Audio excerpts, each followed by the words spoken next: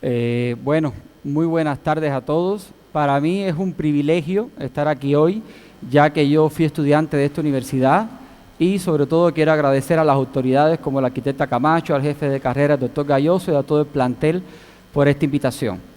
Este tipo de ejercicio es sumamente importante debido a que promueve la actividad científica en la universidad y además de eso promueve la relación entre los docentes y los estudiantes en función de un fin científico. Bien, hoy vamos a presentar un caso que de hecho, pase para acá, la estudiante Beatriz fue la ganadora del concurso, ella va a hacer una parte de la presentación y sobre todo lo que más nos interesa esta tarde es que ustedes se sensibilicen con esta patología que es la enfermedad de Alzheimer, la cual no es materia, en este caso del pensum en muchas ocasiones, pero sin embargo ustedes tienen que estar preparados para tratarla, identificarla y sobre todo ganar una buena funcionalidad.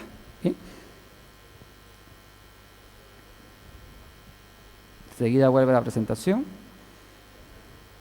Bien, el Alzheimer es una enfermedad que, de la cual se habla mucho, inclusive tenemos en realidad hay un sobrediagnóstico en muchos países debido a que a todo lo que se le llama demencia lo conocemos supuestamente como enfermedad de Alzheimer y no funciona de esa manera. Bien, en primer lugar hay enfermedades de las cuales hablamos todo el tiempo y sin embargo son enfermedades de las que conocemos mucho, aunque no significa de que sean todas sumamente importantes. En este caso tenemos la lepra, fíjense que es una enfermedad que, me viro para acá, creo que es acá, es una enfermedad que tiene más de 3.000 años de antigüedad, según los reportes que tenemos en la historia de la medicina, hipertensión arterial, que fue conocida como enfermedad del pulso duro, fue descrita por primera vez alrededor del 2600 a.C., la tuberculosis es parte de la historia de la humanidad, y sin embargo la diabetes mellitus data desde la época de la antigua Grecia. Sin embargo, la enfermedad de Alzheimer fue descrita por primera vez en el 1906.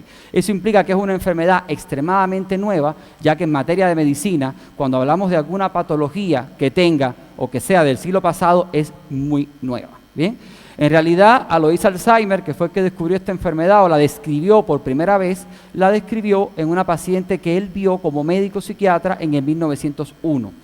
Esta paciente, llamada Agustín, es una paciente que era portadora de una enfermedad de Alzheimer, es una de las formas más raras y es una enfermedad es un proceso que se asocia a la edad temprana. O sea, es una enfermedad que aparece antes de los 65 años y tiene una evolución mucho más agresiva. ¿Por qué razón aparece en 1906 en la diapositiva? Porque fue en ese momento cuando la paciente fallece y él hace un estudio post-mortem de la pieza patológica y descubre alteraciones con una tinción muy rudimentaria y logra determinar alteraciones cerebrales después del fallecimiento de la paciente. ¿No pasa? ¿No pasa? Ya, ahora sí. Bien. Cuando hablamos de epidemiología de una enfermedad tenemos que tener en cuenta la cantidad de personas que están afectadas. Los gobiernos, desde el punto de vista de la salud pública, trabajan con indicadores. Bien, los gobiernos a nivel macro tienen que saber cuánto me cuesta una enfermedad, cuántas personas tengo enfermas y qué impacto social y económico me genera esa enfermedad en esa sociedad. Y el Alzheimer es una enfermedad que genera un gran impacto y está siendo una gran preocupación, sobre todo en los países desarrollados, y sin embargo estamos dejando de lado que Latinoamérica está también teniendo un efecto envejecido en la población. ¿Bien? Y cuando hablamos de los pacientes con Alzheimer, tenemos cerca de 50 millones actualmente, 50 millones de pacientes que tienen diferentes grados de dependencia y que realmente nos preocupa porque tienen un costo económico muy alto. Si no hay descubrimientos que puedan frenar esta enfermedad, en el 2030 vamos a tener 74 millones y para el 2050 podemos superar los 131 millones de pacientes con Alzheimer. Solo descritos con enfermedad de Alzheimer, hay otros tipos de demencia que se van a mencionar hoy. ¿Qué impacto económico tiene? Ahí lo tienen. Los costos de la enfermedad de Alzheimer solo en los Estados Unidos corresponden al Producto Interno Bruto de países como Turquía o inclusive Indonesia. Tenemos pacientes que tienen que son portadores de una enfermedad crónica en un periodo muy largo de evolución, ya que estos pacientes no mueren en un tiempo corto y por supuesto tienen diferentes niveles de autonomía. ¿Cuáles son los factores de riesgo?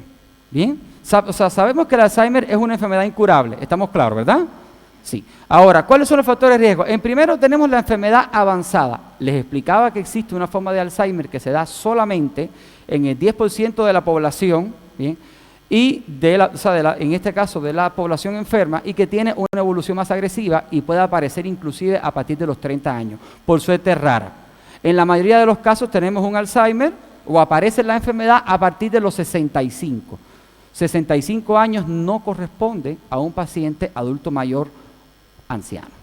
Bien, son pacientes adultos mayores jóvenes dentro de la clasificación y ya puede comenzar el proceso de la enfermedad. Antecedentes familiares, se sabe que hay lineamientos genéticos, inclusive se sabe que hay genes como los genes APO 2, 3 y 4 que están relacionados con la enfermedad, pero no significa de que sean exclusivos. Lesiones cerebrales traumáticas, en estos casos los síndromes traumáticos, algunos factores ambientales, y vamos a hablar un poco del género. Está descrito en la literatura de que el Alzheimer afecta mayormente a las mujeres. ¿Por qué? ¿Está relacionado con un proceso biológico? ¿Está relacionado con un proceso hormonal? No. Esto sencillamente sucede porque normalmente las pacientes de sexo femenino tienen una esperanza de vida mucho más prolongada que los pacientes de sexo masculino. ¿Bien? Y generalmente, cuando hablamos de la pareja, en el periodo de evolución de un matrimonio hasta la edad adulto mayor, realmente en cuanto fallece la mujer en un matrimonio de larga data, el hombre se convierte rápidamente en un factor de riesgo para una muerte prematura en un periodo no mayor a 2 años. Sin embargo, cuando ocurre exactamente lo contrario, la mujer suele vivir mucho más tiempo porque tiene una mejor asimilación o soporte de la soledad. Después tenemos enfermedades cerebrovasculares, las demencias tipo Parkinson asociadas al Alzheimer y alteraciones como la dieta, y voy a caer en el último factor de riesgo, la soledad. No porque la soledad sea un factor de riesgo, que esté en lo último del listado, no significa que sea el más importante. Es sumamente determinante que el adulto mayor con riesgo de enfermedad de Alzheimer no esté solo. Cuando hablo de soledad, no solamente hablo de el dato intergeneracional, o sea, el vínculo con nietos, con bisnietos, con otros familiares, sino hablo de una serie de discapacidades. Una discapacidad relacionada con la agudeza visual es un elemento que contribuye a la soledad. Una discapacidad asociada a la pérdida de la agudeza auditiva es un elemento de soledad. Y a veces tenemos a un anciano potencialmente autónomo que tiene una hipoacusia severa, y hasta que no logramos resolver la discapacidad con un audífono, está totalmente aislado del mundo. Y ese cerebro que no recibe ningún estímulo y no devuelve ninguna respuesta, va camino a una demencia, de cualquier tipo, no solamente Alzheimer, en muy corto tiempo. En este momento le cedo la palabra a la estudiante Beatriz, que va a hacer la presentación del caso. Vale aclarar de que esta paciente, lamentablemente, en el momento que se hizo el concurso estaba viva, pero falleció el 26 de noviembre del año pasado, precisamente en el curso evolutivo de la enfermedad. Buenas tardes a todos. Primeramente quisiera agradecer a la universidad por esa oportunidad, al doctor Ragnar, que fue quien me ayudó a hacer ese trabajo, y a mi esposo, que fue quien me ayudó a hacer las diapositivas. Gracias a todos por venir. Y bueno, ese fue el caso clínico. Este caso fue basado en una paciente de sexo femenino, una señora de 78 años. Llegó a la clínica llevada por su familia, básicamente porque querían que tuviera los cuidados básicos diarios, porque ya no podía hacerlo sola y la familia tampoco podía cuidarla de la mejor manera. Tenía ya una historia de un trastorno ansioso depresivo, entonces ya era cuidada por un psiquiatra y ya tenía un diagnóstico de Alzheimer. Al examen físico presentaba lo que eran las alteraciones que eran esperadas a una señora de 78 años, y lo que más nos llamaba la atención era que la paciente era orientada y consciente, lo que se esperaba, claro, de una paciente que tenía un diagnóstico de Alzheimer, pero no presentaba facie ni otro señal de un proceso patológico. Paso, por favor. Bueno, ahí pasamos a lo que era la evaluación neuropsiquiátrica. Ahí se hacen algunas pruebas, que en ese caso hicimos el mini mental, que no fue posible porque la paciente no tenía lo que era la concentración necesaria para responder las preguntas. Esos otros índices son índices que evalúan lo que es el riesgo de problemas que son vasculares y cuál es su capacidad de llevar las actividades diarias, y la paciente simplemente no tenía las condiciones de llevar no tenía las capacidades de hacer las actividades diarias y no tenía riesgo de de tener una enfermedad vascular, y su tratamiento que llevaba farmacológico era eso, llevaba memantina, que era un bloqueador del glutamato, gracias doctor, la olanzapina y la quetiapina, que son antipsicóticos atípicos, que en ese caso eran mejores porque no presentan tantos efectos secundarios, y la sertralina, que ya llevaba como tratamiento para su síndrome ansiosa depresiva. Bueno, ¿qué llevaba antes en sus datos positivos? Tenía osteoartrosis, o sea, como ya enfermedades que ya tenía antes, una osteoartrosis, y tenía trastornos de orientación en tiempo-espacio que ya eran esperados por su Alzheimer, pero no eran así tan graves. Ansiedad, pérdida de la memoria reciente, que sí son esperados en pacientes con Alzheimer. Ansiedad y excitación psicomotora. Bueno, al examen físico, como pueden ver aquí, tenía ataxia, lenguaje incoherente, agitación psicomotora, como ya les dije, era algo desorientada en tiempo, espacio, no era todo el tiempo, tenía sus momentos en que sí sabía dónde estaba, y bueno, tenía su marcha senil porque ya era una señora mayor, hipotrofia y hipotonía en miembros superiores e inferiores. Bueno, con todos esos datos llegamos entonces a una síndrome demencial con el diagnóstico de una demencia tipo Alzheimer. Aquí le mostramos lo que son los diagnósticos diferenciales. Demencia de cuerpos de Lewy no llevamos en cuenta porque no presentaba lo que eran los síntomas y los signos de una enfermedad relacionada con algo de Parkinson, entonces no. Demencia vascular tampoco, porque no era una paciente que presentaba riesgo, como les dije, en los índices de riesgo vascular. Demencia frontotemporal tampoco, porque los pacientes con esa enfermedad de demencia frontotemporal son pacientes que son malcriados, te dicen cosas que no deben, entonces, y esa paciente no, era buena. Y estado confusional agudo, tampoco, porque esos con estado confusional agudo generalmente gritan y ya, eso. Y no, esa señora a veces tenía, pero no era de eso. Y eso fue el caso, o sea, que era Alzheimer.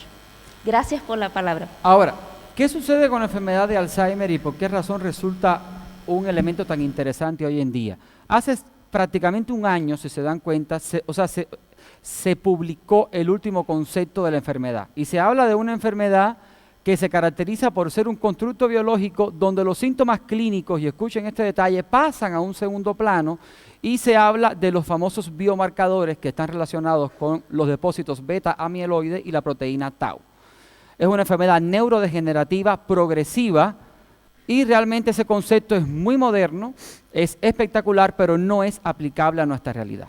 ¿Por qué no es aplicable? O sea, porque no tenemos las condiciones actuales desde el punto de vista de la tecnología para evaluar marcadores biológicos. Entonces tenemos que ir un paso atrás, regresar a la clínica y poder hacer la famosa evaluación neuropsiquiátrica, donde se manejan test que me indican el grado de autonomía, la necesidad de el apoyo para las actividades de la vida diaria, que vamos a verlo acá después en el cuadro clínico.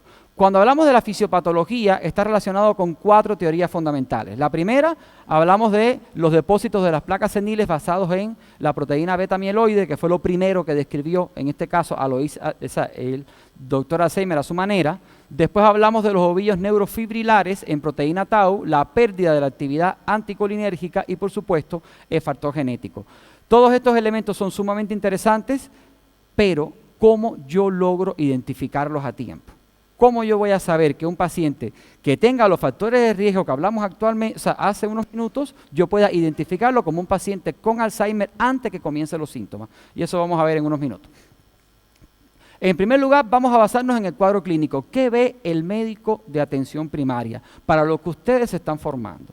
O sea, en este caso, el paciente llega acompañado por un familiar, en el mejor de los casos, y vamos a empezar a ver cómo se comporta. En primer lugar, las personas piensan de que la enfermedad de Alzheimer es lo mismo que la demencia tipo Alzheimer, y eso es un error. ¿Bien?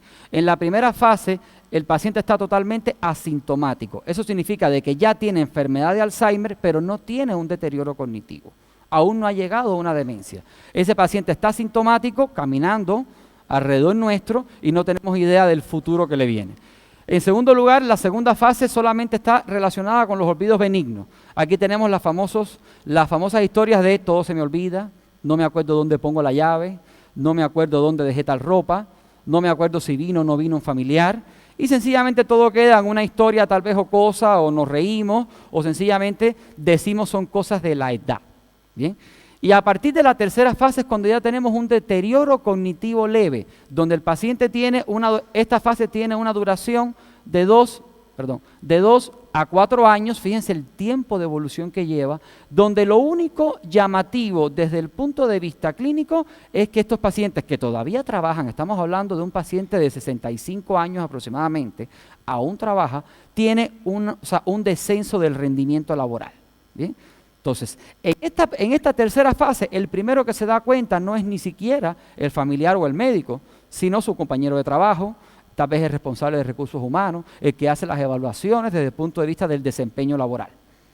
Posteriormente a eso tenemos la cuarta fase, en la cual fíjense que tiene una duración de 4 años, y aquí ya empezamos a tener algunas alteraciones en las actividades instrumentadas de la vida diaria. Bien, aquellas actividades que se evalúan en este caso con las escalas de Lawton y Brody, en la cual tenemos a los pacientes que tienen dificultades para manejar su dinero, ya empiezan a olvidarse de recoger el cambio en una tienda, ya no saben manejar los billetes, no los reconocen, se confunden, no pueden hacer transacciones bancarias, llegan a la caja y se olvidan de su cuenta, llegan a la caja y no saben qué iban a retirar o qué iban a depositar, salen a veces del banco con el mismo dinero que entraron, empieza a aparecer este tipo de alteración en las actividades instrumentales. Aún todavía no hay una evidencia clínica.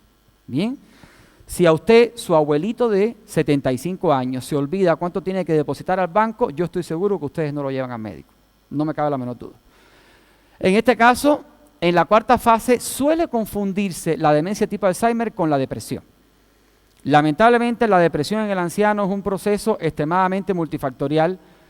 O sea, es un proceso con mucha clínica en la cual caen dentro de la depresión aquellas alteraciones como la pseudodemencia, y lamentablemente es algo muy general que no permite a veces dilucidar bien si vienen o no síntomas demenciales. En la quinta fase, que es precisamente ya en la fase en la que estaba la paciente en cuestión, que evolucionó de una forma muy rápida lamentablemente, es una fase que dura cerca de 1 año y medio, en donde ya tenemos alteraciones básicas para la vida diaria. Ahí recién empezamos a preocuparnos, porque es cuando empezamos a darnos cuenta que nuestro abuelito no puede vestirse solo, se pone la ropa que no combina, se pone los botones corridos, no puede abrocharse los zapatos, ¿verdad? Empieza a tener incontinencias ocasionales, y ahí recién empezamos a preocuparnos. ¿Bien? En esta quinta fase generalmente empieza la ira, la desconfianza, la paranoia. Bien, me quieren robar, me quieren sacar mis cosas, bien, y ahí es donde sí vamos al médico porque nuestro familiar se vuelve insoportable.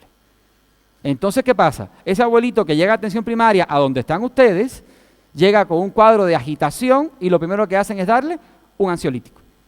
Vamos a sedarlo. Bien, y eso no es la solución y vamos a ver por qué. Después viene la sexta fase, en la cual ya tenemos una alteración completa de la vida diaria, ya aparece la incontinencia urinaria y fecal permanente, ya tenemos que usar pañal para adultos, y empieza una serie de complicaciones que generalmente son los que llevan al Alzheimer a la muerte y no a la enfermedad como tal. Y por último, la séptima fase, en la que ya tenemos un paciente con una dependencia total. Fíjense que desde el inicio hasta el fin pueden pasar 10 a 12 años. O sea, es una enfermedad de 10 a 12 años de evolución, donde la persona empieza a perder determinada funcionalidad y autonomía plenamente consciente, que que esa es la parte más importante. Bien, cuando hablamos de alteraciones ansioso-depresivas, cuando hablamos de neurosis, cuando hablamos de trastornos psiquiátricos, en el paciente joven, el paciente no se da cuenta de lo que está sucediendo. El Alzheimer sí se da cuenta de lo que está sucediendo de una forma progresiva.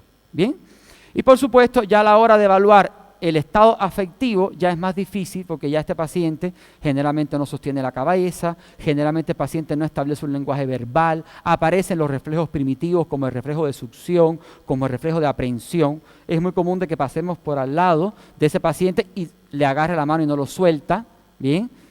Entonces son manifestaciones de un Alzheimer ya en fase final. Aquí tienen todo el cuadro evolutivo. Fíjense cómo en la primera fase no hay alteraciones cognitivas, absolutamente. El paciente es asintomático y tiene una evolución gradual hacia la dependencia total. Aquí vamos a hablar un poquito de las complicaciones, porque el tratamiento del Alzheimer o la forma de enfrentar una enfermedad de Alzheimer o una demencia tipo Alzheimer es un trabajo de equipo. ¿Bien?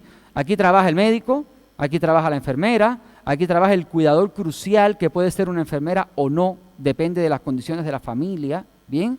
Generalmente los ancianos quedan al cuidado de las mujeres de la familia y a esa persona hay que llamarla, hay que educarla, hay que enseñarle cómo va a manejar la situación porque no están preparados para enfrentar este tipo de enfermedad, ¿bien? Y tenemos una serie de complicaciones como la disfagia en un primer momento, la pérdida de peso, la deshidratación. Es muy frecuente que se olviden de comer. Comen fuera de hora, aparecen las dispepsias, ¿bien? Piensan que comieron y no comieron, o piensan que, o ya comieron y comen 2 y 3 veces porque lo repiten, ¿bien? Amenazan al cuidador de que los está matando de hambre, ¿bien? Y sin embargo, ha comido normal, ¿verdad? Entonces, en este tipo de ejercicio es importante que el cuidador crucial se auxilie de algunos elementos, fotos, el reforzamiento de la conducta, ¿bien? Te estoy dando desayuno, te estoy dando lo que te gusta, no te vayas a olvidar, voy a dejar el plato un rato más para que recuerdes que comiste, ¿verdad? Neumonía por aspiración en los pacientes más delicados, infecciones urinarias asociadas al pañal de adulto. Bien, lamentablemente la fralda, como le llaman muchos de ustedes, o el pañal de adulto, es un mal necesario. No hay forma de que logremos una higiene adecuada del periné, no hay forma que logremos las alteraciones uretrales con el uso del pañal. Bien, y constituye la manipulación de la uretra en ese sentido, constituye un elemento fundamental y sobre todo en las mujeres para las infecciones urinarias recurrentes. Úlceras por presión, bien, las famosas escaras, deterioro de la movilidad en general y fíjense que la incontinencia fecal urinaria constituye la principal. ¿Cómo hacemos el diagnóstico? Ahí está el problema. Llegó el abuelito a consulta, llega con una conducta totalmente fuera de lugar, llega con una agitación psicomotriz, llega el abuelito repitiendo constantemente frases, intolerante, agresivo inclusive, ¿y qué hago? ¿Qué tiene? ¿Está majadero? ¿Siempre ha sido así? ¿Verdad? ¿Tiene una demencia? ¿Es un estado confusional? Supuestamente tenemos los marcadores biológicos que son la base del diagnóstico hoy en día, pero no en nuestra realidad, en lo cual podemos hacer determinación de la proteína beta mieloide y la proteína tau en líquido cefalorraquídeo. Eso significa de que necesito hacer una punción lumbar para poder obtener el diagnóstico, ¿verdad? ¿Cuándo deberíamos tener ese diagnóstico? En la fase 1. ¿Y por qué se caracteriza esa fase 1? Por el paciente asintomático. Entonces, ¿qué paciente asintomático va a aceptar que le hagamos una punción lumbar? ¿Será que el doctor Galloso acepta que le hagamos una punción lumbar? Van a decir, no, ni muerto, ¿verdad?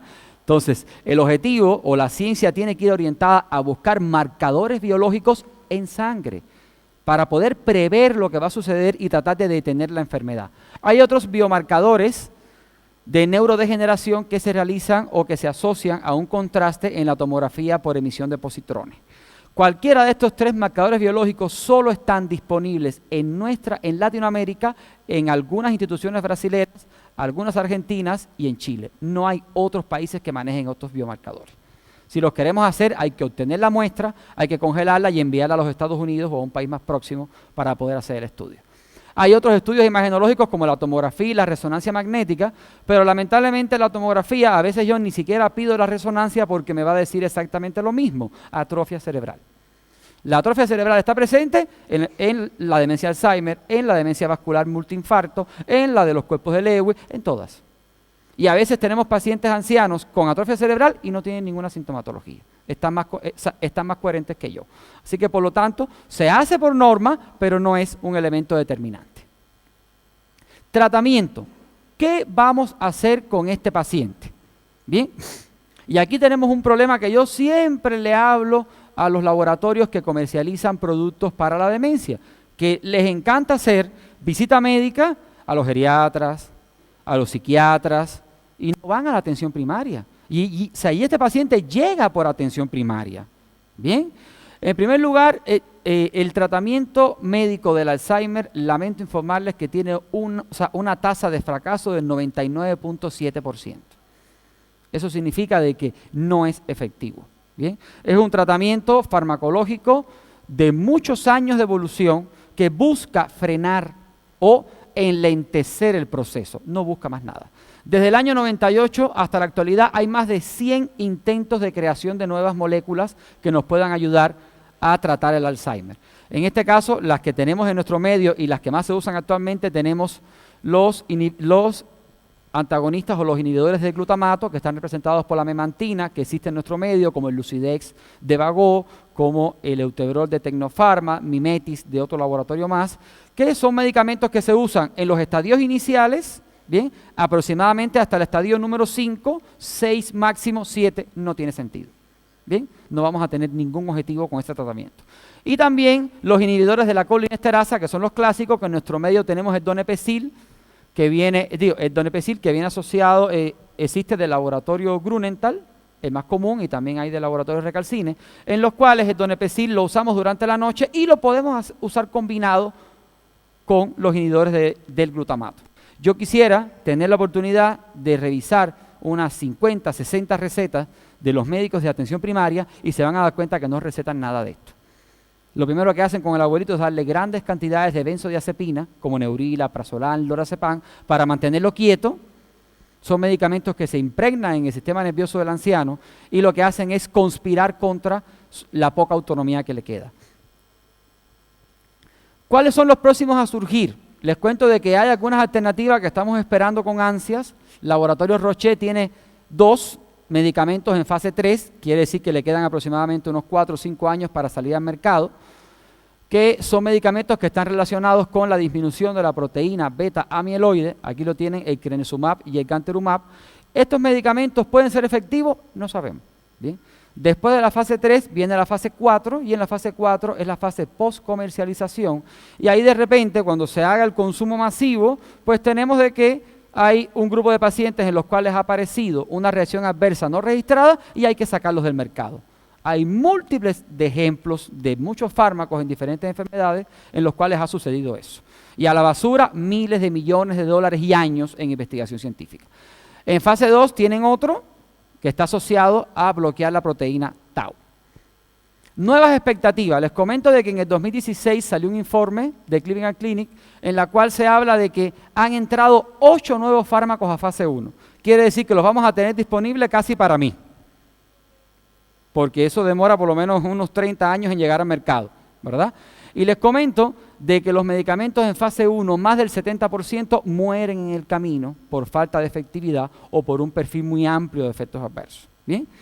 Para que tengan idea de la comparación, ustedes de repente pueden decir, qué bien, son 8 fármacos. No, para el cáncer en este momento existen en fase 1 100 fármacos. Y para el Alzheimer solo tenemos 8, de los cuales probablemente 2 terminen la carrera y vamos a ver si realmente dan un resultado. ¿Qué significa esto? El tratamiento del Alzheimer o de la demencia tipo Alzheimer no está dirigido a detener la enfermedad. No está dirigido a curar la enfermedad, está dirigido a preservar la autonomía del paciente el mayor tiempo posible. ¿Bien? Yo tengo que lograr que mi paciente haga sus actividades de la vida diaria, que se bañe solo, que se alimente solo, que no use el pañal, que no tenga incontinencia el mayor tiempo posible. Ese es el objetivo del tratamiento. Y eso no lo puede lograr el médico solo en ningún momento. Requiere la ayuda de la familia y la combinación de los fisioterapeutas, de los terapistas ocupacionales en función de la mejoría de la enfermedad. ¿Y la terapia? ¿No funciona? ¿Sí? ¿No? Sí, funciona. Bueno, y la terapia ocupacional serían un rol de varias actividades que podrían ocupar a estos ancianos y que no van a curarles la enfermedad, pero sí van a ayudarles a poder lograr tener en cuenta lo que les sobró y no perder lo que tienen aún de sus funciones, perdón. Entonces, tienen como terapia, musicoterapia. Utilizan la musicoterapia, por ejemplo, para que no se olviden los nombres. Entonces, tienen músicas con los nombres, por ejemplo, hacen en una mesa y en esa mesa tienen los nombres de las personas que están en esa mesa para que no se olviden. Entonces, parece para nosotros que tenemos todas nuestras actividades y nuestras funciones cognitivas una cosa muy simple, pero para esa persona que está perdiendo sus funciones cognitivas es algo muy grande, porque se va a sentar en una mesa y va a poder ahí llamar a una persona por su nombre, porque una persona que tiene Alzheimer, acordarse de los nombres es muy difícil. Tienen arte terapia, la arte terapia les ayuda también con su cognición, porque ahí van a pintar, van a hacer otras actividades que igual les van a ayudar con su cognición, con sus habilidades motoras también. También hubo un estudio que salió con eso de que pueden inhalar la lavanda. La lavanda les ayuda mucho con su humor, porque los pacientes con Alzheimer ya con su estadio un poco más avanzado tienen su humor que cambia mucho. Entonces eso con las inhalaciones de lavanda les ayuda bastante con eso, los cambios de humor. Y las clases también de jardinería, les ayuda mucho con eso que es tener actividades y poder estar también, bajarles eso que es, uno que dijo el doctor, eso que es la soledad, porque siempre van a estar en un grupo y siempre van a estar con supervisión médica o supervisión de otros profesionales. La terapia ocupacional constituye uno de los pilares fundamentales del tratamiento. Bien, con esto los pacientes logran relacionarse con otras personas, los pacientes logran conservar habilidades. Bien, a veces hay elementos en la terapia ocupacional que están relacionados con vestirse, atarse los zapatos, en este caso la jardinería, la musicoterapia. Logra, en primer lugar, el asistir a una clase de terapia ocupacional o una actividad, lo primero que hace es que los ubica en tiempo, hora, lugar y en personas. Bien, con quién hacen la terapia, quiénes participan en la terapia, qué día es hoy, qué momento estamos viviendo, y eso es más importante que cualquiera de las moléculas que hemos mencionado hasta este momento.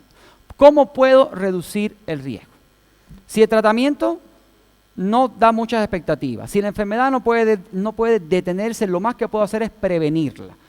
Y esta doctora del Instituto Karolinska en Suecia, ella en este caso fue la que participó o creó, el primer estudio Finger, en el cual es un estudio en el cual se evidenció la relación entre el riesgo del Alzheimer y el estilo de vida. Y volvemos a la misma historia del ejercicio físico, una dieta no oxidativa, ¿verdad? Un buen vínculo intergeneracional que constituyen unos factores que deben ser controlados. ¿Bien? Está demostrado y además fue demostrado por ella, y además hay un nuevo estudio que se está realizando en este momento en Inglaterra que ha comenzado a finales de 2018, en la cual se ha tomado un grupo de 2.500 personas con factores de riesgo con el objetivo de irlos modificando en el año, durante un periodo de 10 años, que es el más o menos el periodo del proceso de la enfermedad, con el objetivo de ver si desarrollan demencia tipo Alzheimer o no desarrollan. Y los que desarrollan, de qué forma poder, haciendo varios estudios biológicos en sangre, lograr encontrar marcadores sanguíneos que puedan prevenir la enfermedad. ¿Bien? Esto es un estudio que mayormente está financiado por una serie de países, entre ellos Estados Unidos e Inglaterra, debido al gasto tan alto que tienen estos países con personas dependientes. ¿Bien? A continuación vamos a ponerle un video con el objetivo de sensibilizarlos a ustedes y conozcan este tipo de pacientes. Es un video intergeneracional o sea, en el cual unos niños interrogan o digamos que entrevistan a una paciente con Alzheimer. ¿Bien? ¿Puede correr el video? Israel. You told me your name, but I forgot it. It's Crystal. I know, but I will forget it.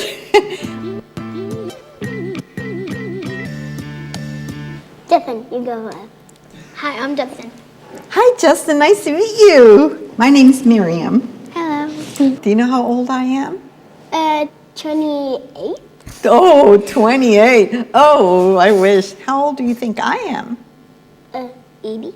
Oh, from 28 to 80? 30. What do you do at home? Well, I'm retired, but I used to be a lawyer. About 7 years ago, I began to forget things. I forget like everything. You forget everything. Oh my, I've got Alzheimer's. Have you heard of Alzheimer's? No. Alzheimer's is a disease. Is it contagious? No. Can you die from it? Yes. Yes. What's happening in my brain is that my brain cells are dying. Do you know what genetics is? It's like it's your genes. And so I forgot where I was going. Genetics. I forgot what I was going to say. Oh, what's that? It's that thing that goes around eating things. Oh, you mean Pac-Man? Pac-Man, yes. Well, there's a Pac-Man in my brain going around eating my brain. Yeah, and there's nothing right now that can stop it. Maybe you could just create a ghost in your brain and then eat Pac-Man and go bye-bye and then the ghost goes away. Sure, absolutely, why not?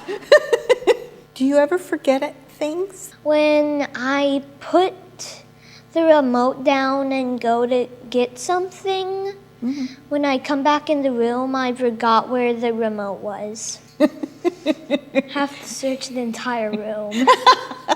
My dad is kind of like that. When my mom asks him to do something, he doesn't do it every single time. And he always says, I forgot, I forgot, I forgot, I forgot, I forgot, I forgot, I forgot, I forgot, I forgot.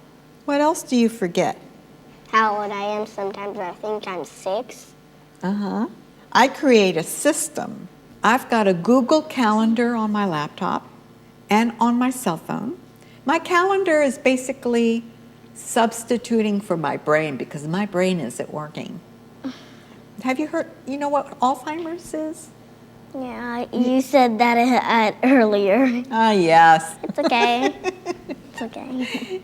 You know, I'm 70 years old, Wait, but I'm you becoming, are? but I'm going to be becoming a baby because I'm going to forget how to eat. I'm going to forget how to do things.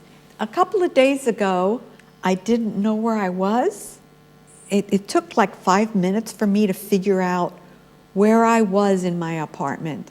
What would you do if you got lost? There's a trail right by our house. That trail could go anywhere, Justin. And No, what happens if no, there was not two follow the trail. paths? If he goes onto the trail, I don't go onto the trail. I would just Pass our neighbor's house. Okay, Then I look. okay. I'm confused. Whoa. I would do I am this. totally confused. Okay, what was he saying? You know what's happening with me right now? It's called sundowning. And sundowning is when somebody who's got Alzheimer's has a difficult time remembering and following. And so that's what's happening to me right now. Does someone take care of you? No, I live alone. I've got a lot of friends who check up on me. Yeah, me too. I have so many friends. I can only remember a few of their names. Oh, I can't remember names. Sometimes I get sad, but not often.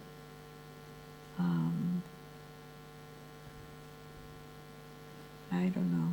But I try not to get upset because getting upset just makes it worse.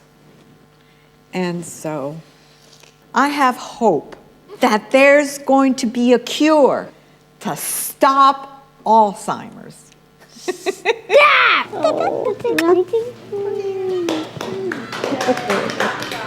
Hello Puede parar el guys, thank video. you so much for watching. Don't forget to hit the subscribe Vuelva a la button and go down to the presentación, por description favor. box.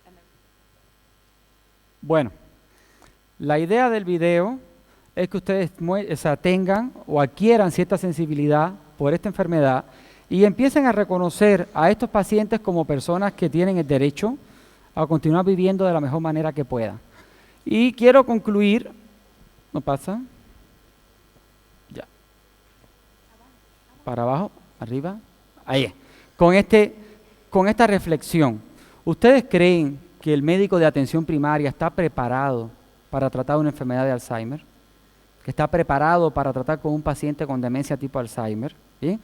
Es por esa razón que deben asistir a este tipo de eventos, para que conozcan aquellos elementos que no están en el currículum aún, pero sin embargo son enfermedades que nos vienen pisando los talones y no estamos preparados para manejarlas. ¿Bien?